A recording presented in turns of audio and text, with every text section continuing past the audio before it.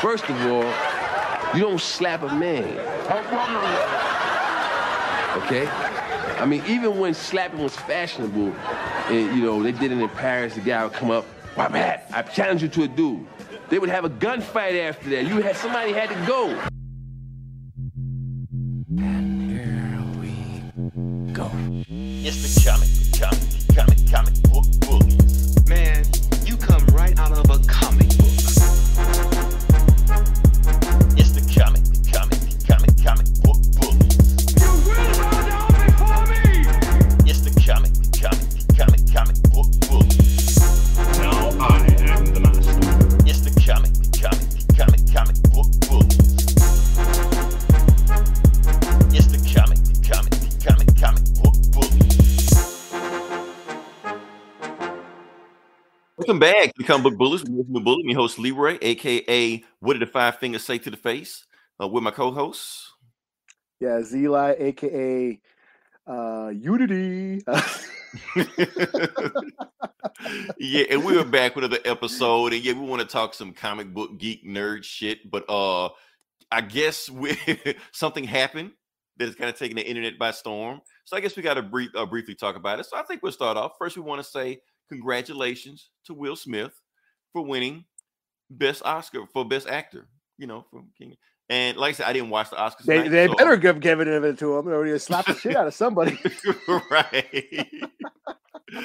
That's the thing. Like I said, for people that have been living under a rock, you know, that doesn't have the internet and haven't watched anything, that don't know what the hell happened. Yes, I'm not going to show the clip because I know it's going to be taken down everywhere tonight. But yeah, this happened out of nowhere. Will Smith slapped the shit out of Chris Rock on live TV. On live TV. It happened. It was unexpected. People were saying it. People are still suspecting whether or not it was scripted. It was not scripted. I don't care what conspiracy theories got. It wasn't. If you don't believe me, go online. There are plenty of footage where it wasn't edited, and you can hear exactly what Will Smith was saying to Chris Rock afterwards. And let's be honest with you, neither Chris Rock or Will Smith are that good of an actor to fake that. Just saying. So yeah, so no, that was real. It was a thing. The memes are coming in hot. Trying to see if I can find one. Hey, yeah, Will Smith just jumped up in my cool book. Okay, so we're now allowed to talk about, because I know we banned Will Smith on this podcast. We weren't allowed to talk about Will Smith on this podcast. I am now a Will Smith fan. Okay, so we're now unbanned. We're lifting the ban on Will Smith now. Okay, so yeah. Oh man. My only thing is, he shouldn't have did that shit in public, man. Nobody knows nothing. No. You got. Sometimes you got to, man. Sometimes you got to. Yeah, you're gonna get us all fucking pinched, man. You're gonna get us all pinched. That is true. People saying he should have caught him backstage, caught him in the parking lot. Yeah, he could have, Yeah. But it sends more of a message if you do it in front of everybody. And my other thing, don't cry about it afterward. Like Chris Rock ain't crying about it. He cried. Right. Here's the thing, Chris Rock, the way he took that slap to the chin, it lets you know that he has done it. That happened to him before. Oh yeah, popping off at the mouth, saying shit about people. Yeah, he's used to that. And he didn't press charges, so Chris Rock is hard as fuck. I mean, it would have made Chris Rock look like a pussy if he would have pressed charges. First, he didn't do anything to Will Smith afterwards. I'm sorry, I understand Chris Rock is a professional, but Eli, that wouldn't have been me. That would not have been me. Will Smith, I don't care what I would have said to Will Smith. If he would have slapped the shit out of me on live TV, I'm sorry. The ghetto side coming out. I don't care where we are in public. Because that's basically what happened. Yeah, right. I'm sorry. We would have been fighting over top of Meryl Streep. I don't care. We would have been all over the TV. Cut to commercial. I'm sorry. I'm not doing it and continuing the monologue. I'm not doing it. I'm sorry. But like I said, that's why Chris Rock is professional. Still, he was wrong for what he did. Like I said, went a little bit too far. I don't understand it's jokes. It's just jokes. But at the same time, and yes, Jada Pinkett has a condition. She's losing her hair. But whether or not she has a condition or not, there's some things you don't joke about. One thing is another man's wife. Just don't mention it. Just don't say anything about it. You would have been fine, But there is another thing, Eli. Will Smith did that. Yeah. Yeah, well, Will Smith did laugh at first. Right. I think he laughed, and I think he looked at his wife, and he was like, she wasn't cool with it. I think that's what happened. Or Oh, maybe he shit. gave like a uncomfortable, you know how you get that uncomfortable laugh? You're like, you know, like that, you know. Yeah. And Well, like Chris so Rock said, I ain't saying he should have did it, but I understand. he said it before. He said that, but here's the thing. Now that's the problem is that Will Smith and Chris Rock turned the Oscars into the Source Awards. So that's going to be a black eye on the whole thing right there. You know, World star, man. You want people to watch the Oscars. you right. You because I wasn't watching it. I didn't give a shit about that. And then I saw this flood the time it went viral. Like, do I think I should have watched it? No. Am I watching next year? No. You know, but the thing is, it's like this. Yes, Will Smith did that because it was Chris Rock. Because he knows it's a guy he can kick his ass. Now, what if instead of Chris Rock, it was The Rock would have said some shit like that? Would have done it, you know? Of course he would have did that. Or Jerry Seinfeld, because then he would have gotten arrested. Exactly. If it was Jerry Seinfeld, Ricky Gervais, you know, people that say crazy shit like that, Will Smith would have touched him. Pete Davidson, he wouldn't have done it. He wouldn't have went up there and did that. Because yes, he would have gotten arrested. It would have been a thing. Will Smith would have been canceled, you know. But since it's Chris Rock, it's just like whatever. Yeah. Slap the shit out of him. It doesn't matter. And then just don't act like like you're the victim out of this either, man. Because I tried watching his speech, and within 10 seconds, like, oh man. Now you lose. I better turn this off before he's back. I'm back to my Will Smith. What you want to do, Eli? You want to be like the Punisher in that Daredevil scene? You were like, yeah, I did it and I enjoyed it. Yes. I loved it. Yeah, I got his Oscar like, yo, anybody else got some shit to say? I would have been like, fuck yeah. Oh, David, like that's why I'm glad you weren't on stage when Will Smith walked up there. I realized you would have been like that too. Yeah. Go like, oh man, is he crying now? Is he everybody asking Will Smith, are you okay?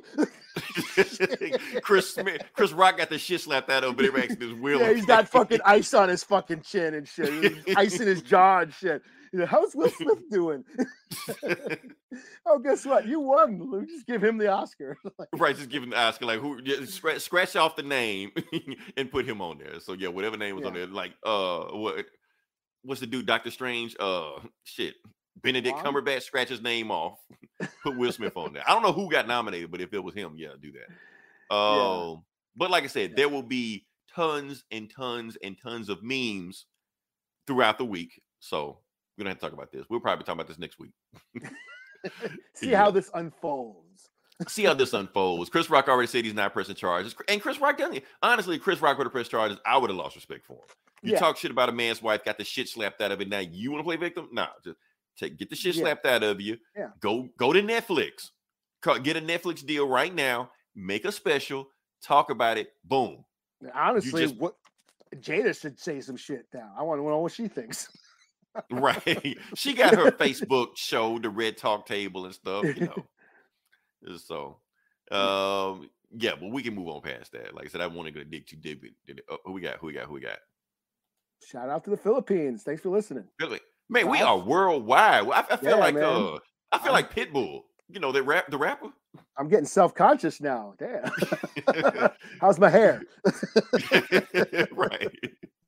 We are international, baby. All right. So we're gonna move on to the next part of the podcast. Like I said, we were busy. Even though this crazy shit happened, we were busy. And Eli, you saw a movie. We're gonna talk about this movie real quick. We're gonna talk about X. And I want you to break this movie down for me, Eli, because honestly, I have no idea what the hell this movie is about. I'm pretty sure it was a horror movie. That's all I know. But yeah, will I hope for that? Will I hope for? No, hell no, man. The dude talked shit about his wife on live TV in front of him and was laughing at him. No, we want to hope for it. Maybe she did it on stage. That's what I'm saying. That's my thing. You take, hey, man, that's good. You get him out back. Get him at the party later. Get him in the alley later. Like, yo, man, right? That was good. Some good shit. Now, what the fuck you say? Right. Then catch him. You know. Yeah. Like I said, nobody knows nothing. Nobody knows nothing. Nobody hears nothing. Nobody says nothing. But here's the thing. So but can you get away with whooping his? But can you get away whooping his ass and nobody knows about it? I mean, that's the thing about it. If you're gonna whoop his ass, let's sure everybody knows about it. You know. So that's my thing. So yeah, it was. like I said, it was one of those moments. I'm not on It was- anybody's side. I just think it's funny. yeah. We all I'm just saying, win. I think we the all win. winners are us. Yeah, I'm just saying, as a comedian, if you Yeah. go after people, know how to fight. That's all. Just make sure you know how to fight, because if you say some wild shit and you can't fight, people are gonna come for you first. So Yeah. you coming in first. Nah, do it right. Whoop his ass on stage. Like it's like he had the angel on his side. Like, no, just play it off. Just keep laughing. And you got the devil over here. It's like, nah, stomp this motherfucker out. You know. Yeah. All Just they had don't to cry say about it was- afterwards. Oh, I'm sorry. All right. Anyway, we got a show to do. Eli, we're gonna be here all day. I'm sorry, y'all. We are moving on past this. We are gonna talk about some geek nerd shit now. So please stick around. Don't leave. But thanks Don't for leave. listening. We got it. No. You gonna run them off, Eli? Say goodnight, Gracie. No, don't do that. No, just All right. I'm just saying, welcome. That's all. Yeah. Appreciate everybody sticking around. So please stick around. We got some more stuff we're gonna talk about. We're gonna talk about it right now. Boom. So we're gonna talk about this movie. I don't know what it is. Everybody want to hear what Eli has to say? Go for it, Eli. What are we talking about? So, Yeah, it's the movie X, new horror flick. And it's about basically it takes place in the 70s. It's a total throwback to like trashy 70s horror, like Texas Chainsaw, The Last House on the Left. You know what I'm saying? And it's about they're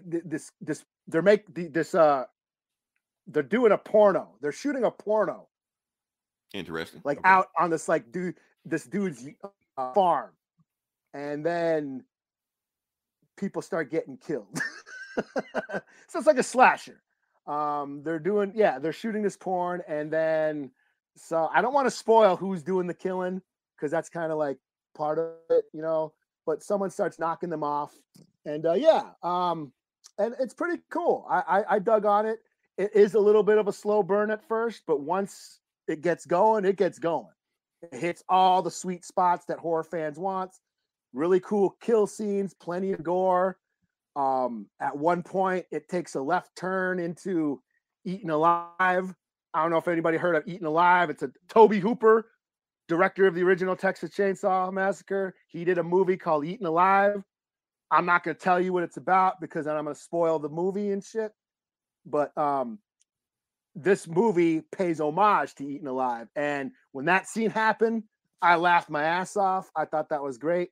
But yeah, it also explores like the like sex and violence as entertainment. You know, why do we watch these things? It kind of like makes this question: why are we entertained by sex and violence? And when is it considered art or exploitation? When is like when because like they're shooting a porn, but like the cameraman's like, I'm gonna shoot this, I'm gonna do this really cool shots, and this is gonna be better than other porn. This is gonna be art porn. You know, he's talking all this shit. You're one of those. But, Okay, yeah. Yeah, like elevated porn or whatever. You know, and they have conversations about horror. They're like having a conversation about the movie Psycho and how that sets it's not just a regular cheesy horror flick. It's like elevated, like that term elevated horror, which I don't really agree with. You know, that's like a term that's being thrown around in the horror community, elevated horror. It's kind of like instead of a comic book, it's a graphic novel. It's a graphic novel. Yes. Yeah. The hipster term. Okay. Yeah. It's just, it's just fans. You know, you can tell these movies are made by horror fans and they're taking it seriously, you know, and when it's taken seriously, it's good. It's done well. And that's what this movie is. You can tell the guy, it's Ty West. He did House of the Devil, which was okay. Was it The Innkeepers, which was okay. Supernatural shit. I'm not a big fan of supernatural shit, but those are okay. But this is like a slasher, you know, bloody gore. And then also a comment on ageism, you know, the young culture versus the old culture, and the clashing of the cultures, you know, you know, how religion plays into that, you know, religious morals, and you know how that influences art, and you know, or tries to censor art, so to speak. So there's a lot of, you know, social and political commentary going on, you know, underlying themes. that I thought was pretty cool. It gets deep like that, but still, in the end, it's got some cool kills, some cool gore, and I had a good time. I give it a solid fuck yeah. So check out X if you like horror flicks. Yeah, I've been hearing some good things about it. People saying it's like one of the best horror movies come out in a while. Kid Cudi's in it. Yeah, Kid Cudi's in it. So. Okay, but I mean, do you agree it's one of the best horror movies in recent years? Or? Well, it is. It's cool, and I like it that it's not a reboot. It's not a sequel. You know, it's an original horror flick. You know, and you don't. I mean, most of the movies we see are either sequels or reboots or some kind of franchise. You know, so it's good to see people doing original shit these days. So cool. All right, hold on. We got Jake Fisher in the house. Jake, what you got for me? I did say for the end credits, yes, the ending. There's an after credit scene that sort of teases a prequel. Yeah, there's a prequel, and again, I don't want to give any spoilers about what's going on, so I don't want to go into the after credit scene too much. But it's basically sets up another movie. So. Cool. Also, Jake said, I'm trying to find the comment, but it keeps getting buried. He says how? Yeah. Oh yeah, we do talk. Yeah, we will. Well, sometimes we will later on the night. So hopefully everybody still sticks around for that. But yeah, we got some coming in. But yeah, let's see. The girl Scream is in what girl? Yeah, the new Scream. That is on Paramount Plus. Haven't seen it. I will get around to it. But shout out to Peele. Who is you know Peele? Oh, Peele. Oh, he's talking about Jordan Peele? I guess. Yeah. Cool. Yeah. I just realized his profile pic. People wasted no time, man. People wasted no time. All right. So it's on me now? Yeah, you're up. Cool. Okay. All right. So like I said, Eli watched a movie. I watched a TV show. Not only did I watch a TV show, I actually subscribed to this service just to watch the TV show. And when this TV show ends, I will unsubscribe to the service. The show is Halo. So yes, I don't talk about Halo a lot on this show because, like I said, it's not 2005, so I don't really talk about Halo like it is. But if it was 2005, I would talk the shit about Halo because that's all I did was just play Halo all the damn time. But now they have a show talking about Halo, and let's see what we got. Got another one, yeah, for the remakes. But technically, this isn't a remake, technically, right? No, I mean, X. Yeah, it's an homage to like other horror flicks from the 70s. You know. Cool. Okay. So, like I said, the thing about Halo is that a lot of people are bashing. Here's the thing, Eli. I think I know how you feel now because I'm trying to have a conversation about Halo online about what people think about the first episode of the show, but you can't have a conversation because everybody is fucking pissed about something. Yeah, it's so. Doesn't that suck? Don't you? I'm like, Dan, is this what Eli feels like? I'm like, shit. You can't have a conversation about the show because the thing is, the people that made the show came out and said that they weren't really going to take inspiration from the games. It was taken out of context. That's not what they meant. They just said they were going to more like take conversation from the lore and adapt the lore, not just ignore the games, not do anything about the game. So it already put a bad taste in people's mouth. Also, a big thing also is that they actually took off Master Chief's helmet, which is in the game a no. Paramount is definitely worth watching. Oh, really? Yeah. So, is he a white guy? Yes, he is a white. I mean, what did you expect? You know, of course he's a white guy. Yeah, I'm gonna show you what it looked like. He said, "Yeah, that's what Master Chief looked like in the show. He looks like a guy that will cut off. Put it back on. Right. Put his helmet on." All right, so that's what Master Chief looks like. But the thing is, there is so many parallels to this and the Mandalorian. So it's like two things we banned from this show. We're gonna talk about versus Will Smith versus Star Wars. So we're gonna have to talk about both of them because I have to talk about Star Wars in parallel to Halo because there are a lot of similarities to it, especially with the Mandalorian. Because like I said, we have this faceless warrior that walks around the whole time and shoots up shit and goes from planet to planet, does homeless. That's cool. But not only that, but he has a cute sidekick. This is his baby Yoda. So really? Yeah, she doesn't exist in the game. It's just in this thing. So she's the last survivor of this whatever. The government tells Master Chief to bring her in, but what they really want to do is assassinate her. So they escape, and now they go on these crazy adventures. So he has to take care of this girl the whole time, and she has to get to know him. She doesn't trust him and stuff like that, and that's why he takes the helmet off, because since she doesn't trust him, he has to take the helmet off. Not accuse Baby Yoda. Everything is subjective. Did you want to cuddle like, oh, did you see this chick and go, oh? No, she was annoying as hell. It was just like, why she lived, Plus, she was like selling drugs at the beginning of the show. It's just like, okay, what? See, babe, no, see, she has to be like, basically carry her own show. Like people want to see her instead of the fucking regular show. Because that's what Baby Yoda is now. Everyone just wants to see Baby Yoda and everything. Like Baby Yoda gonna be an Obi-Wan somehow. Right, they'll find a way to make it work. Yeah, but nobody wants a show of her. They don't want to show her that. Nobody even understands why she lives. She's the only one that live. But yeah, okay. So the thing is, how to describe the show? How I feel about the show? I liked the show. Don't love it. It didn't blow my socks off. But I will say this: those first 20 minutes of the show, when it came on right before the credits sequence gave, Eli, it satisfied me in ways that only Halo has been able to do. So it scratched that itch, gave me the Halo isms. And then the credits scene started. And then the rest of the show went. Then I was like, okay. This is a cutscene I can't skip. That's exactly what the fuck it was. It was a 45-minute cutscene. I'm like, I don't want to watch this shit. So it's like, okay, so like I said, I'm a Halo fan, but I'm more of a Halo fan of the gameplay. Now, I know a lot of people like the Halo lore and the Halo story. Unpopular opinion, hot take, the Halo lore sucks. I'm sorry. All it is just a mishmash of better sci-fi stories just thrown in there together, and it just works. It's Uncharted. Like Uncharted is just a ripoff of other stuff.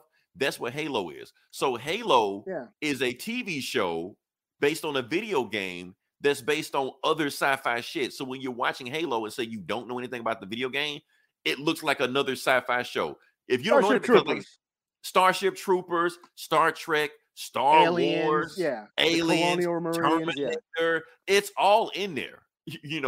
But it's kind of hard to separate yourself from that when that's the root of the story anyway. No, not me. Okay. Oh, not you. Okay, no, she's better. She got two Baby Yoda. You got any left for me? Okay. I'm not really sure what you're saying, but appreciate you for sticking around. So yeah. So that's my thing. So he has to take care of this chick. He takes the helmet off. The reason he takes his helmet off is because he has to basically connect with this girl. The girl doesn't trust him because he's wearing this sci-fi helmet on. But when he takes his, helmet off and shows his face, all of a sudden, now she trusts him. So I guess, and you know what? Like I said, this is the guy that's Master Chief now. I've never seen Master Chief face before. I've been playing Halo for 20 years. I always thought he was a black guy. Well, that's gone, but that's cool. And I get it. He's a movie star. He wants to show off the money maker. But the thing is, man, okay. Well, I think the reason why you never saw his face because it's supposed to be whoever the player is, right? Exactly. That's the thing. Okay, so that's the thing. People are trying to translate video game logic to movie logic. Now, yes, in the video game, it makes sense for Master Chief not to show his face because, like I said, he doesn't have a face. He doesn't have a personality. He talks in monotone. So that way, since you're putting yourself into the character Master Chief, he's your avatar. So you're playing as him. But people trying to compare this to the Mandalorian, where the Mandalorian went the whole time with the show, never taking his mask off other than, once or two times. Not the same thing. Mandalorian had a personality. He had a character. He was funny. He told jokes. Master Chief never does any of that stuff. So it's not the same thing. So where the Mandalorian, you can see him in place where he can go on an airplane trip and joke around with, people in his surroundings. Master Chief doesn't do that. So you got a guy with no personality, no face, no joke. That does not work in a live action setting with people trying to connect with this character. That does not work. And plus, there's no religious reason for Master Chief not to take his helmet off. He actually takes his helmet off all the time. We just never see it. So whenever he takes his helmet off in the game, like the camera will cut away, where you can't see it. But there's no reason like, people can never see me. It's not like Mandalorian where this is the way. No, it's not that. He just doesn't do it. So it's like there's no reason for him not to take the helmet off. So, like I said, people want the game to translate perfectly to the movie. No medium should translate 100% to another medium. It doesn't work like that. They could have given him Chris Rock's voice. Oh, that's another thing. His voice sucks in this show. That's another thing. When I want to take the helmet off, I'm like, okay, you too muffled, dude. I can't understand what the fuck you're saying anyway. So take the helmet off so I can understand what you're saying. Here's the image they wanted him to put out. Yeah. Like I said, my dreams of a black Master Chief is crushed, but he can be black in the game. Could be. You brought up a good point, Jake, because and that's another reason people are pissed, because this isn't canonical to the games. This doesn't fit in it. This isn't connected. So people are asking what time period does game take place towards game. It doesn't. It's just a mismatch. It's an adaptation. It's an adaptation. It's just like what Marvel does, just like what everybody does. So it's not taking from that. It's just taking here, taking there, taking from this game. How is the action? Like, is the action cool? The action's cool when it's there. When it's there. Like I said, the money is on the screen. It's there, and it feels like Halo. Master Chief does some shit. Like when he first he come out of like the Halo plane. I know the Halo plane. I'm just saying that for people that don't know what the Halo plane is, but I know what the Halo plane is. He jumps out with no parachute. He lands. All his other teammates jump out, land. They start sniping people and shooting. The action is awesome. Like I said, that first 20 minutes, even if you're not a Halo fan, you'll be into it. It's just after that shit, people are saying people aren't acting like they did in the game. Oh, they don't pay attention. Yes, most of them are. Like people saying about Dr. Halsey. They're saying she didn't act in it. She's acting too much like a supervillain, acting too much like a mad scientist. That's what she is. Yeah, she looks like a nice lady. She's a fucking psycho in the game. So, and people that aren't putting a connection that she's acting like that in the game. I mean, the TV show, that's supposed to be. So that's my thing. So I think I talked about Halo enough. Like I said, it's not enough for me to dig into Halo because they gave me one episode, so I can't dig into it like I want to. But as far as the first episode, no, I am not canceling my Paramount Plus subscription. I'm going to keep it. I'm going to watch some more. I've been entertained by the show. So if everybody else want to bitch about it and complain about it, and they want me to pick up a pitchfork and walk with them, sorry, I'm not on that boat. I'm not doing it. So damn it, you. Yeah, I'm sorry. I'm not a part of the mob. I'm sorry. So, what do we got now? Damn, are we already there? There's something else we got to talk about. Oh, yeah. Yeah. Let's talk about it. This doesn't sound good. No, it's good. It's good. Let's talk about. Oh, they bleeped it. I had a thing down at the bottom. They bleeped it, but anyway, we're gonna talk about Atlanta. 666. Oh, those are 8s. I was like, yeah, they bleeped me. They bleeped me. Oh no shit. Oh yeah. Okay, so let's talk about let's Atlanta. Talk about this. Let's talk. Okay. Let's talk about it. For people that haven't seen season premiere of Atlanta, you need to watch it. You need to watch it because I wasn't ready, Eli, at the ready. I mean, like I said, neither was I. I was quite caught off guard. Yeah, this thing, like we were expecting at the season premiere of Atlanta. So I went and got some Popeyes. I'm gonna sit down here. It's 30-minute show. I'm gonna have some laughs, have some chokes. I'll be like, okay, yeah, it's Atlanta. This Donald Glover's a funny guy. Watch this shit. I'm like, what the fuck am I watching? Like this shit turned into like a Jordan Peele movie real quick, like out of nowhere. Yeah, it was disturbing. I was and I'm jaded. I watch horror shit all the time. Yeah. This I was generally like mad, angry, sad. The reason why I don't watch true crime shit because I get pissed off.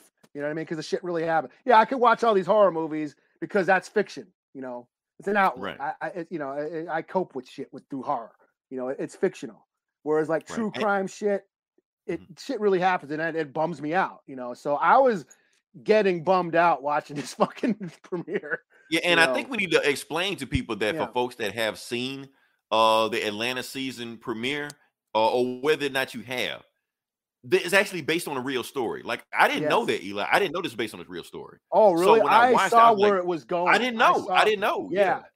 I saw where it was going, and I was like, "Oh shit!" And I was like, "What are they going to do with this? How far are they going to take this?" And well, spoilers. It had a happy ending. It gave us a happy ending, which I thought was pretty cool. because I was like, because like I had no desire to see that play out. You know what I mean? Right. Well, see, here's the thing. Here's how tragic that story is. So what they're saying is that, like I said, for people that haven't seen the show, when that tragedy happened, there was one boy body they didn't find. And like they said, that's what they said. Yeah, that's what I'm saying. And that was the story of the boy that had. But I guess like I said, they still changed the ending of the story because he showed them at the end all the kids survived. So they still gave us a happy ending when all this stuff went down. So I'm just like, wow. Pierre got another comment call. Nope. Yeah. Ready for we're ready for that too. Supposed to be redoing movie Clue. Clue's a classic. I don't know if you do that. And not only that, not only was that the ending scene was a based on true story, but that beginning scene also, we talking about the lake, how the bodies were buried under the water and stuff like that. That's true also. And the scary part of it, that's not the only time that happened. Like I said, we talk about Rosewood, we talk about the Tulsa massacre. We don't talk about that. How they had black cities that were drowned and just covered up over, just they didn't even bother getting rid of them. And that happened all over the country. And because it's history and we know who's writing the history, you just make it seem like it never happened. So like I said, that beginning scene, I was into it. I was like, oh shit. And I because I'm a horror fan, I'm like, okay, dude's gonna turn around and his face is gonna be all fucked up. Like I was calling it. I saw the cues, and sure enough, and then the hands came up from the fucking water, and I was like, oh shit.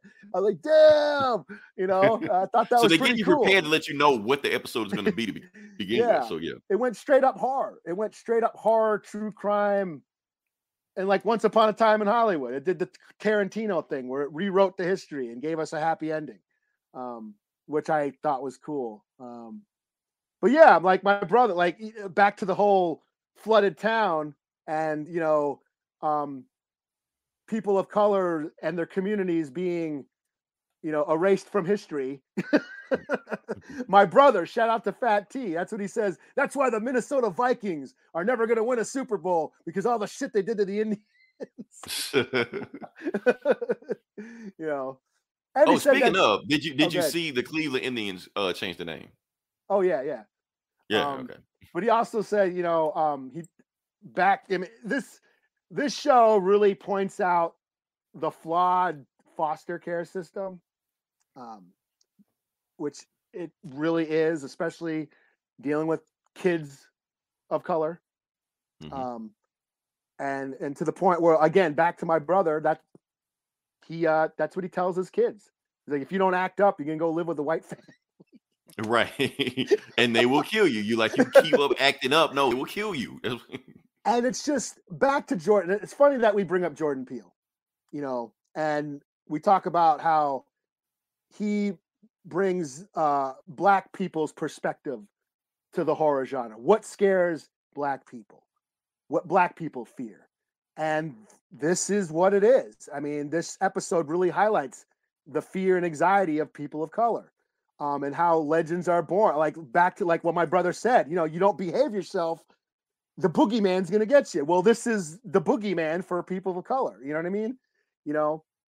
The foster care system, the halfway houses and the abuse that unseasoned chicken.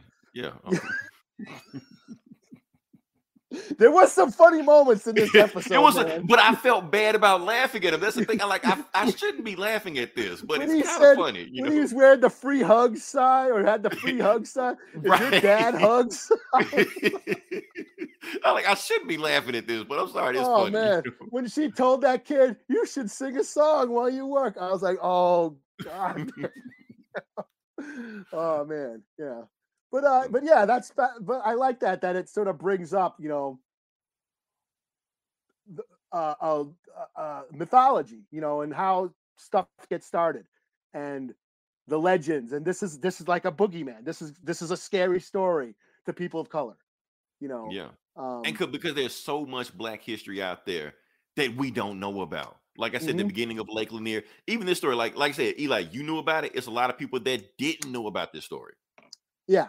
Because I went on Twitter, people like, yeah, man, those writers in Atlanta, man, where did they get the ideas from? And then people start showing pictures of these people. They're like, no, all of that happened. I'm like, oh shit, yeah. It's a fucking twisted story in real life. You know, Right. that And could really another thing happen. about it, another thing that catch my attention, like I said, which even though Jordan Peele had nothing to do with this episode, but it just feels like them, like the bad guys of Get Out and the bad guys of this. Notice they're all white liberals. Yeah. That's the thing that gets me. Yeah, it's like those are the people you need to be scared of. Yeah, and how You know, like at least conservatives would just straight up tell you to your face they don't like you. You and you how can it see them. snowballed this sort of guilt savior complex. Like it all Right. started with the teacher at school. You know, Right. She was how- trying to save him. save Yeah. the kid, and basically that snowballs and puts this kid in this fucked up situation. You know, Right. People trying to save the minorities, so to speak, and end up just doing worse. Right. You know. So, man, but yeah, that's all I want to talk about. We're talking about Atlanta. The second episode, I guess we'll brief talk about the second episode. Second episode was good. Had its moments. It had its moment, but after that first episode, you had to like I guess calm down. Yeah, I had to take a break. Okay, I had to take a break after that first episode. Like, oh, because the second episode felt like more Atlanta. You know, we've seen good episode, but the first episode didn't really have anything to do with the characters, and it was like a none of them nightmare showed or up. whatever. But you know what? That's kind of like the genius of the show is that Donald Glover can do whatever he wants to with this show because they do stuff like this. They want to make an animated cartoon version. Cool. You want to have a side character, just have it about the barber the whole time, and you never see him again. Cool. Florida Man. Cool. Cat Williams shows up. Fine. But Alligator Man. He got an Alligator Man. You just that's the thing with this show. They just do whatever they want to do. So, but like I liked when Paperboy was in jail and he didn't want to leave. It was where was he in Sweden or wherever? Right in Sweden, he was like telling the guard, "Can you turn the light off for me?" Sure. Yes, sir. He's ordering his lunch. Yes, He's ordering his lunch in jail. You're like, man, just leave me in here the whole time, you know? Because that's how it is in Europe. A lot of European countries, their jails, they believe in actual rehabilitation. Right. And basically, their jail system isn't as fucked up as our jail system. Yeah, because they believe in rehabilitating the criminals and putting criminals back in societies. Criminals get to vote in jail. Politicians go to their jails and give speeches to the prisoners because they're allowed to vote because they want society to thrive, so they don't just lock their prisoners away and throw away the key and treat them like animals. They actually want them to return to society and rehabilitated. So their jails are very they're well maintained. They get all these services. Yeah. He was like, "Can you turn down the heat a little bit?" Like basically they were there to bail Paperboy out of jail and he didn't want to leave. Right. The floors don't play today. Yeah, anytime some crazy shit happens on TV, it's when it says Florida Man, some crazy shit gonna happen after that. So all right, can we move on past that? Like I said, if you haven't seen Atlanta, watch it, but be prepared for that first episode. That's all I gotta say. Yeah. But yeah, I guess we can move on past that. Yeah, we make a good time, Eli. Like I said, this is the Comic Book Bullies where we talk about comic books. Jake, I hope you're still here. We're about to talk about comic books. I need you probably check that out with all the other bullshit we talked about, but we actually got to talk about comics now. And Eli, I think you ought to go first. We'll let you go first and I'll jump into it. But what book you got? You're gonna start? I guess I'll do Shang-Chi, number 10. His mom says Shang-Chi. I'm gonna call him Shang-Chi. I don't care if it's woke or whatever. I don't care. That's what I'm calling him. So yeah. So this continues.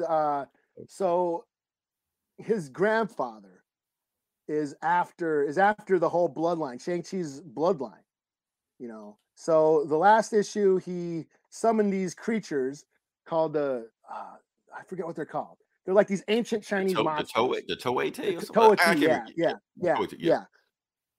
And basically they use the blood. They will search the blood of any victim. They basically use his bloodline to create these monsters, and they will kill anybody with that bloodline. So it's going around killing Shang-Chi's family. And last issue ended when Brother Saber is in prison in the not the negative zone. Where is he at? He's in the prison for supervillains. The vault. Yeah. Mm-hmm. And the monster shows up and tries to kill him, but then Shang-Chi and the rest of the crew show up and they fight and save him, end up breaking him out of jail. Meanwhile, while that's going on, the grandfather is going around. Where is he? He found Sister Hammer in some woods, and he's trying to get her. But basically, they end up going to that realm that's in the movie. You know, Tao Lo, yeah. Tao Lo, yeah. They end up going there to basically regroup and face their grandfather off. Take the fight to him. And once they get there, and rescue their mother, and rescue the mom, yeah. So they get to the foreign realm, and they're meted like, yay, execute them, and that's where the book ends. So yeah, I mean, it's cool. We've both been digging on this series. This nothing. It's kind of a filler book. All the action happened last one. This is sort of like the transition. So we're probably going to get the final battle. It's getting the family together. That's all it is. Yeah. The whole family, the Shang-Chi. You really had to go get his brother out of jail. Yeah. The had to rescue Sister Hammer. Yeah. The 5 Weapon Society. They're reuniting to take on the grandfather that's trying to kill them all. So so, 4 out of 5. It's if you like family. And honestly, Eli, that's what sells me on this book. Family. Because first off, Sister Dagger is one of my favorite characters that came out of last year. Just anytime she shows up, that sells the book for me. So yeah. So I guess it's on me. Yeah. That's why I want you to go first, because I didn't want to do this book. I'm sorry, y'all. For anybody stuck around for the comics, there was some shit comics this week, but we're gonna make do as best we can. The book I'm going to do is Action Comics 1041. It is a Superman book with no Superman in it. So yeah, and you said you actually read this, Eli? I didn't read this, no. Oh, lucky you. I thought you read it for some reason. I don't know why I thought you read it, but yeah. Let me see if I can get the page on there. Yep, let's do that. Let's get this thing going. Basically, what's going on for people that haven't keeping up with the Superman book, and if you haven't, I don't blame you. He is stuck on World. He's actually a prisoner on World right now by controlled by Mongol, and basically they're trying to stage a prison break, where they're trying to get all the prisoners together to stage a prison break to get everybody off the planet, and Superman actually he has his own team called the Authority, which consists of OMAC, some Flash, not the Flash, but a Flash, Natasha, Steele's niece, Midnighter, and Apollo. All of them got their ass whooped and got kidnapped. So yeah. Before I get started, let me see, where are we? Oh, you already said that. Yeah, but that's cool. All right, so let's get to it. Yeah. So how the book starts off is, like I said, basically the people are telling stories of Superman. No, I'm sorry, the Superman. And they're telling stories about because they're telling stories of Superman to give them hope about what they've done. But then another dude shows up like, oh, you want to tell a story of the Superman? Well, let me tell you a story of the Superman. He got the fuck beat out of him by Mongol. How do you like that story? And while they're showing Superman getting his ass whooped, all of a sudden, right before they kill that guy, he gets attacked. And like, the Superman has come to save us. But it's not the Superman. It's Midnighter. Midnighter has broken loose. He's trying to free people. And this is a Midnighter book. Pretty much. So we're going to keep going on, talk about that. Midnight is basically trying to break all the other members of the Authority out of prison. Superman's gone missing. What was that book, the Superman and the Authority? Did that ever finish up or whatever? Yeah. It was just 4 issues written by Grant Morrison. Yeah. This is a continuation from that book. Yeah. Okay. Yeah. Yeah. So he all got a team together to go to Mongol, and they got their ass beat. So yeah. So he goes there, find this guy. And he's like, I'm looking for this guy called Thargul Labor. Have you seen him? And he's just like, who dares speak the name of the blood priest? And he's just like, oh, that must be you. Okay, cool. And then he slices his arm off, and then kills him. He was like, and they were like, it's the Superman. Like, I'm not fucking Superman. Quit calling me that. It's bad enough y'all call me Batman. Superman's just an insult, So Midnight, I think he's doing a thing. So he frees the prisoners. And he cuts their chains off. He's like, okay, y'all come with me. But the thing is, he actually screwed up cutting their chains off, because the thing is, their chains are like their currency or their rank in World War life. Because the thing is, the more the more deeds they do to please Mongol, the more links he puts on their chains. So the more links they have on their chains, basically, like the more rank in society they have. So him cutting their chains is like basically bring them down to nothing, you know. So he's like, well, screw it, y'all crazy, I'm leaving, you know. But anyway, he's looking for Apollo. They're using Apollo to power the world war. So he's stuck in the center of the world war. And like a month has passed. Shit just getting worse. And they keep telling stories about Superman, how, you know, he fought Doomsday and beat some other chick that we never heard of. Cut the end. Yeah. Cut to Some the weird end. shit. Yeah. Superman fights some green chick. But anyway, Midnighter is basically freeing people. He's just like, look, I know where Apollo is. Apollo is in the center of World War. I'm going to break him out. But it's like, if you break out Apollo and he's our only power source, you're going to kill the majority of people on World War. And Midnighter's like, I don't care. He's like, but Superman would never, like, quit fucking calling me Superman. I'm not Superman. Don't do that shit. You know, I'm coming here to save my husband. Spoiler alert, Midnight is gay and Apollo's his husband. I'm coming to save my husband. I don't give a damn about none of you. And when I get him, we live, and y'all can do whatever y'all want to. Don't make Midnighter slap anybody. Right. We know who's playing him in the movie, you know. But anyway, one of the spies are basically come and say while he's going to get ready to rescue rescue Apollo to free him. He's like, wait, before you go, I just got word that Mongol has sent his army down to kill all the arena fighters. They're gonna kill everybody tonight. And Midnight's like, how they gonna kill everybody? Superman's down there, Steel's down there, Omac's down there. So he's not stupid enough to go down there and fight them. Well, first off, Superman is gone. We haven't seen him in weeks. And Omac is one of the people they're using to kill everybody. He was like, wait, what? So Midnight has a choice. Do you save the Authority or do you save Apollo? What's the option? You know, so he's like, well, fuck it. Let's go save the Authority. I mean, like, yeah, let's go save them. Oh, no. He makes a choice, but then that's when he looks up in the sky and he's like, somebody says something. He like, we can't do this without Superman. He like, you're not without Superman. And then he looks in the sky and you can almost hear the music. Like, as long as they're hope, as long as they're whatever, the Superman shit, you know. So basically they're gonna go rescue the pit fighters before Mongol kills everybody. So they go down there, and you know, Natasha's talking shit, and Omac has been brainwashed into being one of the, you know, the minions, and she's come to kill everybody. And that's when the hole blows in, and it was like, that's not the Omac I remember. And then it's when you see, let's get these people home. And it's Superman in like a Conan the Barbarian outfit, flying with a sword and shield with the S emblem on his belt. So, and they're like Superman of Warworld, you know. So he's got a sword and a shield. So it's Gladiator Superman? Yeah, Gladiator Superman. Not the first time he's done this. This is not a new thing. Back in the 80s when he was trapped on World War, then he was like, maybe he Gladiator Superman then. So they just redoing it again. This was all predicted in Super State, where I think Superman does conquer World. I think he conquers World War and takes over World War. Because if he doesn't, somebody else will. That's why you don't see Superman again in Future State. But anyway, still a tough book to get through. A lot of moving parts going on there. I just want to wrap this story up and just put Superman back in the book. Put Superman back in his own book. That's all I want. So overall, 3 out of 5. You know, it's cool. Oh, that's not bad. It's not bad. It's not bad. It's not bad. It's really, I want things to get back to status quo. I know I'm whining like a little baby, stuff like that. I just want things to get back to status quo. I don't want not my Action Comics. Right. I don't want Barbarian Superman, man. Just whatever. All right. What do you got next? Let's get him back into some tights like a tough guy. No.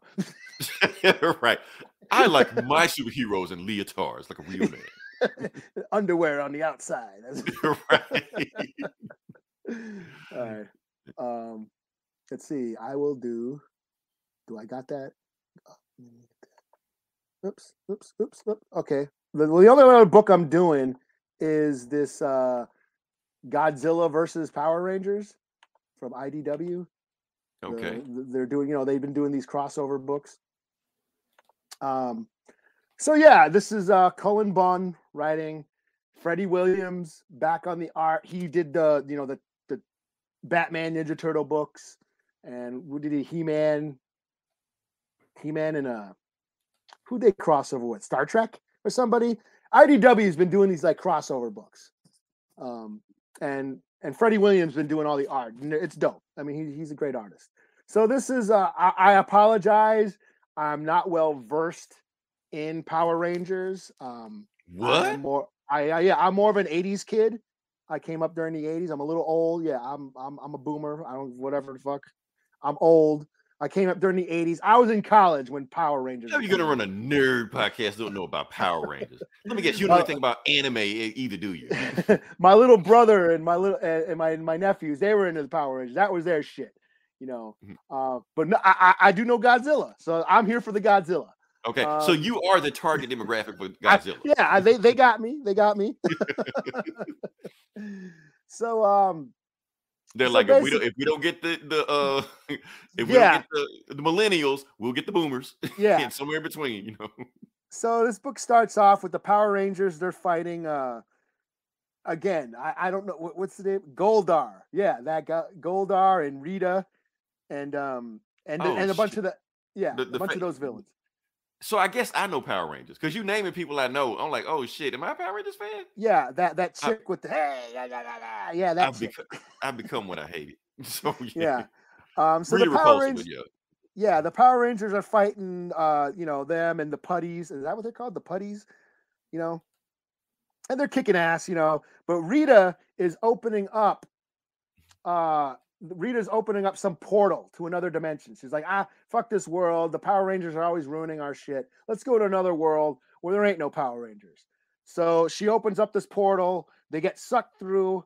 Only one Ranger gets sucked through. It's the Green Ranger. He gets sucked through. And they end up on a world where Godzilla and Megalon is fighting. And they're like, oh shit, I can control these monsters and they can take over the world. That's what she wants to do. Take over the monsters, control Godzilla, and take over the Earth. But meanwhile, monsters are already her thing anyway. So yeah. Yeah. Meanwhile, on the aliens from Planet X, I don't know if again I'm referring to Godzilla movies. There's those aliens in the flying saucer. They're in those weird leotard jumpsuits and stuff. So she meets with them, and Goldar and the putty start kicking their asses, and she's like, "I'm taking over," blah blah blah blah. And the aliens, these alien guys, are like, "Yo, you can't control these monsters. We've been trying to do this on this Earth for a long time, and Godzilla is the protector of the Earth, and we can't destroy them. We've been bringing monsters from all kinds of planets, and Godzilla keeps kicking their ass, you know." So she's like, oh, we'll work together and we'll destroy Godzilla, blah, blah, blah, blah. Meanwhile, the Green Ranger, he's the only one that got sucked through to this world. He blows his flute or whatever and summons his big giant robot dinosaur, the Dragon Zord. Yeah, that's something, right? I think. There may be season 2. I kind of fell off by the end. I don't know. Yeah, so he summons he blows a flute, and a dragon, big giant robot dinosaur comes, or a Dragon Zord, and kind of looks like Mega Godzilla. And Godzilla ends up whipping the Dragon Zord's ass. Like totally beats the shit out of this Dragon Zord. They get into a little bit of a scrap, you know. Dragon Zord, you know, gets a few licks in, but ultimately, you know, once Godzilla does his atomic breath, fucks up the Dragon Zord. Yeah, and like the Green Ranger, Tommy, is that his name? Yeah, his name's Tommy. They're like, oh shit, like I'm all by myself, and the Dragon Zord's been destroyed. What the hell am I gonna do? And he's like, but then just in time, the other Power Rangers show up. They somehow, Zordon or whatever his name is, opened up the portal and sent the rest of the Power Rangers through. So they all come through the portal and they're like, we're here to save you, Tommy. And we got the Dino Zord power. Whatever that means. So I guess they got another dinosaur robot that's going to help kick ass too. More powerful than the Dragon Zord robot, I guess. Did they form like Voltron? No, they didn't yet. That's just the last panel, you know. Okay. Let's see. So yeah, that's the last panel, last page. The rest of the Power Rangers show up. This not a one shot. No, it's to be continued. And it's like it's Morphin time, and then to be continued. So Yeah, all these crossovers, they're all been like 4 or 5 story arcs, issue arcs. So, but this was fun. The art is cool. Like I said, right off the bat, you're giving me Megalon, which is a Godzilla villain. You're giving me the aliens from Planet X. You're giving me what I want to see. And then, if you're a Power Rangers fan, I guess you're getting your shit too. I'm too old for Power Rangers too. I missed that boat too. Yeah, but the fight between Godzilla and the Power Ranger or the Dragon Zord was pretty cool, and the art is dope. It's Freddie Williams. I mean, come for the art, even if the story is a little cheesy, and I enjoyed it. I'll give it a 4 out of 5 because I had fun with it. So yeah, I'm gonna check out the next issue. I'm on board. Cool. Okay. All right. Well, last book I got. You know what? I'll call it. This is my book of the week. And I think you read this also, Eli. This we're gonna do a milestone book. I read this. Icon and Rocket. So we're gonna do Icon and Rocket season 6. That's the book we're gonna do. This is actually the last issue of this season they're doing that. For people that don't know what's going on, Milestone is back. They have done 3 issues so far. Well, 3 different storylines they've done. They've done Static, they've done Hardware, and they've done Icon and Rocket. And this is the wrap up of this one. So basically what's going on, like I said, last time we saw it, that Rocket went off with some boy that she doesn't know, and some things happen. She may or may not have been drugged or roofied. And Icon the city is getting destroyed by Icon, and he's trying to protect them from that. So he's trying to make sure that's not a thing. So let's get to it. Let's see what's going on. Like I said, last issue. Yeah, okay. So here's the thing. The big cockroach, for people that haven't keeping up with Milestone or what's going on right now, the big cockroach thing right there, that is the Martian Manhunter. Yes, Milestone has their own version of Martian Manhunter. He is a fucking evil villain, and he's Icon's worst enemy. So yeah, he drugged Rocket, and while she's trying to stumble off, trying to get it, and he takes her belt, which gives her powers. He takes it and he throws it somewhere. Yeah, just throws it away. So he's like, okay, Rocket, now I'm coming for you. It's over for you. And while he's doing that, you got Icon saving that Amazon. I can't remember what the Amazon's name is. She just Omicron or whatever name. I'm just call it Amazon. She gets destroyed. They get flooded. They're like the Dakota Bridge. I'm gonna call it the Dakota Bridge. Dakota Bridge falls on top of them, and they get smothered. Meanwhile, the Martian Manhunter is stabbing Rocket, trying to make her not get away. But she does her like Jedi mind power shit that I didn't know she had, and her belt flies back to her because apparently like Icon coded the belt to her DNA so it can come to her like anywhere she's at, so she get it and she powers back up again. So she uses her belt, attacks the Martian Manhunter bug, and she tries to run away, but he's like on her ass like, that shit didn't do anything to me, I'm coming for you. So smacks the shit out of her and knocks her through a cabin. But since she has her belt on, it doesn't kill her instantly, but it doesn't tickle either. So, he's about to eat her, So right before he's about to eat her, boom, Static comes out of nowhere. Static is in her class. And when she left to go with that boy off campus, he followed her, So that's what's going on with that. What else we got? So he's trying to see if Rocket is okay. Rocket's not recovering. She's not waking up. So you're like, okay, well, I got to do my thing. I got to shock her back to life. So he shocks her. And he shocks her so good that when she wakes up, her perm is shocked out of her hair. So now she has straight hair. He's like, you don't look that bad. Calm down. You don't look that bad. Meanwhile, Martian Manhunter's still coming after their ass. Giant cockroach. Icon breaks him and the Amazon out. They realize that Rocket is in trouble because I guess they got some kind of telekinetic thing, whatever. Oh, and they sent some more bad guys that are coming after them also. So yeah, and Icon just makes work of those guys. Moving on, what do we got? Yeah, they got a will they won't they thing going on. Like the Superman Wonder Woman thing that DC is scared to do with Superman and Wonder Woman, they'll do it with Icon and Rocket. So Static and Rocket are fighting off, Martian Manhunter, and he's just kicking the shit out of him like it's nothing. Static is like powering up, thinking he taking him out. And like I said, Rocket hair straight. She should rock that. That should be her thing now. Chris Rock better not say nothing. Right. Or Static might slap the shit out of him. I don't know. Yeah, you know, Jaden will play here. Jaden Smith will play Static and slap the shit out of Chris Rock for doing that. I'm fan casting right now. But anyway, Martian Manhunter spit some bug juice at him, knocks him down, shit like that, and he's actually like growing, getting bigger. And they realize that everything they're doing is just making him stronger. They can't stop him, and that's when Icon finally shows up. He's like, "So what's the situation going on right here?" He's like, "Look, that big monster's getting bigger. We can't stop him, so we need some more firepower." He's like, "Okay, don't worry, I got people coming." The Amazon is running through the woods. She's saying she'll be there in like 3 minutes, whatever like that. Before she gets there, she gets stopped by some speedster with knives and shit. We don't give her name. What her name is doesn't really matter. She's a bad guy. But she throws this ball away like this and tells the ball, "You got to get to the package." And when she gets to the ball bounces away and turns into my new favorite character, Lil Bit. I love Lil Bit just because her power is shrinking. It's just an awesome name to just call somebody, So Icon knows that she's coming and she can't get there. So Icon tries to fight, the Martian Manhunter one-on-one, and he's not doing any better than anybody else is. So Static, it gets a message from the Amazon. She's like, "You need to come find me because I'm getting the fight." And basically telling her, go get Lil Bit. Go get Lil Bit, take Lil Bit to Martian Manhunter so she can shrink down and like mess him up. She's like, "Okay, cool." So that's what they do. She shrinks down. Icon flies off. Main thing is Lil Bit gets there and shrinks him. Where's Lil Bit? Yeah.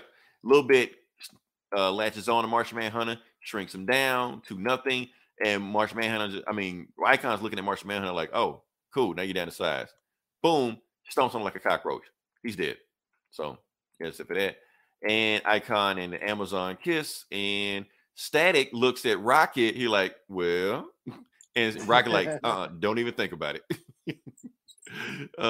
Yes, that's the thing. So, and the ending is pretty cool also. Like I said, this whole book was about Rocket and Static got together because they were trying to stop the drug trade, but it backfired on them. So what they decided to do is in Dakota decided to build a recovery center, for people that are, trying to get off drugs, and it would help them get off drugs. And they think that's a better way to help, fight the drug problem than, just punch people. And then the evil bad guys getting together like, "Icon has stopped us this time, but he won't stop us next time." And it's actually bad guys from like all the other Milestone books also. So they got like some kind of weird Illuminati type thing, but they call themselves the System. Dun, dun, dun. Yeah, that's the end of Rocket and Icon season 1. Like I said, I kind of flew through this, but honestly, the Icon and Rocket series has been my favorite series of the Milestone books, and I think this book gave an epic conclusion to it. Eli, guess what Milestone's next series are coming out with? I heard. You heard. You've been asking about it. I was like, there's no way they're gonna do it, but they're doing it. So the next series they got coming out, what I think coming out this year, is Blood Syndicate. People don't know what Blood Syndicate is. It is a super powered gang. It's like if the X-Men were Crips. That's what they are. It's some crazy shit. I'm reading it. So yeah. That's the only Milestone book that I really read. Yeah, so. And it was all, and there have been some Blood Syndicate members that have popped up in certain Milestone books, like in this new era already. So I'm kind of see where they go with that, So they've already been planting seeds. So cool. Yeah, like I said, for people that haven't been reading the Milestone books, pick them up. You'll love them. They're awesome. Anything else we got to talk about? We're good. I'm booked out. Yeah, I'm sorry. So for people that want us to talk about comics, we did talk about comics. We honored our agreement. We talked about it. I know people want to talk more about.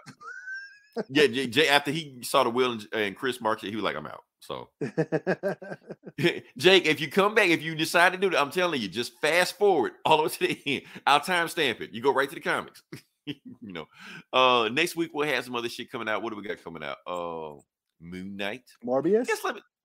Okay, let's talk about more. Let's talk about Morbius for a second. Okay, so the reviews are coming in that Morbius is going to be a shit movie. I get that. I understand it. I'm still going to see it. Why am I going to see a bad movie on purpose? Because not all bad movies are bad movies. Sometimes you can watch a bad movie and it's so bad it's good. So I have to see. You can be entertained by it. You know, you can be entertained by a bad movie. Like, you can admit it is a bad movie and still be entertained by it. Like, I'm gonna go into this movie. I'm like, okay, you telling me it's bad, but is it Batman and Robin bad? Where you can, like, get intoxicated and still have fun with just how crazy this shit gets? Or is it fan forced bad, where it's just boring and you don't want anything to do with it, or is it somewhere in the middle, So give me that. If you're gonna be a bad movie, be a bad movie, and I still have fun with it, Yeah, I mean, the trailer looks cheesy. I'm gonna check it out. Oh no, they have completely threw this movie under the bus. Like, you see no promotions for it. Nobody's hyping it. Nobody's touring for it. Jared Leto was not doing any kind of press for it. They do not care about this movie. Well, I just saw Batman again on IMAX the other day, so I saw the Morbius trailer on this big giant screen. Okay, yeah. I was like, oh wow, okay, vampire shit, making Lost Boys references. I'm sure I'll check it out. It's a PG-13 vampire movie. Like, you're gonna hate it. You see, I might like it. You're going to hate it. No, I really don't give a shit. Okay. So you're not really gonna be no coming out. Expectations, Yeah. I pretty much, this is gonna suck. I mean, if it's gonna be like Venom, like, Well, here's the thing. Okay, Venom. You brought up a good point with Venom. Now, if it's Venom 1 was bad, but if there was some schlocky moments on it that were like, okay, it's bad, but I can sort of have fun with it. Venom 2 sucked. That shit was terrible. That shit was a fucking Venom romantic. 2, but Venom, the first Venom movie, it just needed gore. If they threw in blood and gore, it would have been awesome. I would have loved it. Margie Borley, appreciate you checking in with us. Good night. Yes, yeah, welcome. Thanks for stopping by. And you stayed with us the whole time. Yeah. We appreciate you. Yeah, you rocked with us the whole, even when we went into the comics, you didn't leave. Most people leave when we get. Most to the people comics. leave. I see the analytics. We start talking comics. That's it. Everybody checks out. Yeah. Oh yeah. So appreciate you sticking by. But yeah, like I said, if it's like Venom 2, here's the thing, Eli. All these bad movies like Venom, Venom 2, Morbius, they're proving Martin Scorsese right. These superhero movies suck. Like, if you're gonna make some, don't make shit ones, man. That's all. Because they still make $1 billion. That's the thing about it. So yeah. Well, again, I'm showing my age again. As a fan of 80s horror, are you gonna look back during this time, during the comic book boom of the 2000s, and like horror, we got all the fucking horror movies that I grew up on got shit on by critics, so this is nothing new to me. But you know what? Like the horror fans, like true diehard horror fans, the good movies are going to be classics and the shitty movies are going to be cult classics. You know what I mean? They'll, right. They're just fun. So you're going to look back at like Venom and Carnage, like, oh yeah, that movie is so stupid. It's great. Give it time. I don't see it happening. I don't see it. I'm glad you're so optimistic, but I don't see it. Yeah, who knows? 20 years from now, let's watch Venom and eat a pizza. Oh man, but yeah, definitely check it out. Next week we'll have some shit to talk about. We'll have a full show also, and hopefully nobody gets slapped in the face next week, so we can just get right to the nerd shit instead of having to address the elephant in the room. So until then, this is Leroy. This is Eli. We'll talk to you guys next week. Same bullet time, same bullet channel. I know it's strange, but my brain's gone really insane, and I'm off the chain, sipping on a fifth for the golden grain. I feel like slapping a nigga today, slapping a nigga today. I feel like slapping a nigga today, slapping a nigga today, slapping a nigga today. I know it's strange, but my brain's gone really insane, and I'm off the chain, sipping on a fifth for the golden grain. I feel like slapping a nigga today, slapping a nigga today. I feel like slapping a nigga today. This morning, I woke up on the wrong side of the bed. I'm sick of people putting lies in my head. I don't really want to work, I'm tired. I hate my 9 to 5, and I'm thinking about killing my boss today. Killing my boss today. I'm thinking about killing my boss today. It's just a thought, man. Killing my boss today. Yesterday my best friend died. Somebody came and took his life. Now I'm looking up at the sky. Have you ever seen a grown man cry? And I'm asking, why did you take him away? Why did you take him away? I'm asking, why did you take him away? Why'd you take him? Hey, I need some money, please. I could barely make it on these streets. Plus, I got a couple mouths to feed. My baby's in dire need, so I'm thinking about robbing a bank today. I'm thinking about robbing a bank today. Real talk. Baby mama's at home and fussing, calling up my mobile cousin. Always yapping about this and that, but she really don't be talking about nothing. Somebody take my pain away. Take my pain away. Somebody take my pain away. I can't take it. I know it's strange, but my brain's gone really insane, and I'm off the chain, sipping on a fifth for the golden grain. I feel like slapping a nigga today. Slapping a nigga today. I feel like slapping a nigga today. Slapping a nigga today. Slapping a nigga today. I know it's strange, but my brain's gone really insane, and I'm off the chain, sipping on a fifth for the golden grain. I feel like slapping a nigga today. Slapping a nigga today. I feel like slapping a nigga today. Slapping a nigga today. Slapping a nigga today. Somebody just broke in my ride, snatched up everything inside. Even got my 45. How am I supposed to survive when I know that my stereo's taken away? When I know that my stereo's taken away. I need my music, man.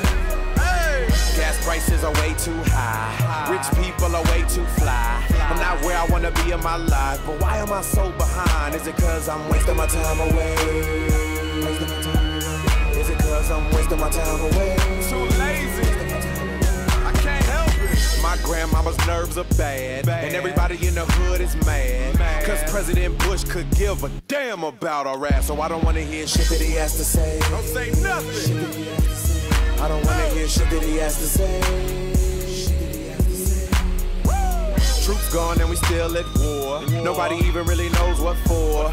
Even more, I'm scared to find what the world really has in store. Cause you know that tomorrow's not promised today. It's not promised, man. Cause you know that tomorrow's not promised today. Live like today could be your last, man. Hey. I know it's strange, but my brain's gone really insane, and I'm off the chain, sipping on a fifth for the golden grain. I feel like slapping a nigga today. Slapping a nigga today. I feel like slapping a nigga today. Slapping a nigga today. Slapping a nigga today. I know it's strange, but my brain's gone really insane, and I'm off the chain, sipping on a fifth for the golden grain. I feel like slapping a nigga today. Slapping a nigga today. I feel like slapping a nigga today. Slapping a nigga today. Slapping a nigga today. I know it's strange, but my brain's gone really insane, and I'm off the chain, sipping on a fifth for the golden grain. I feel like slapping a nigga today. Slapping a nigga today. I feel like slapping a nigga today. Slapping a nigga today. Slapping a nigga today. I know it's strange, but my brain's gone really insane, and I'm off the chain, sipping on a fifth for the golden grain. I feel like slapping a nigga today. Slapping a nigga today. I feel like slapping a nigga today.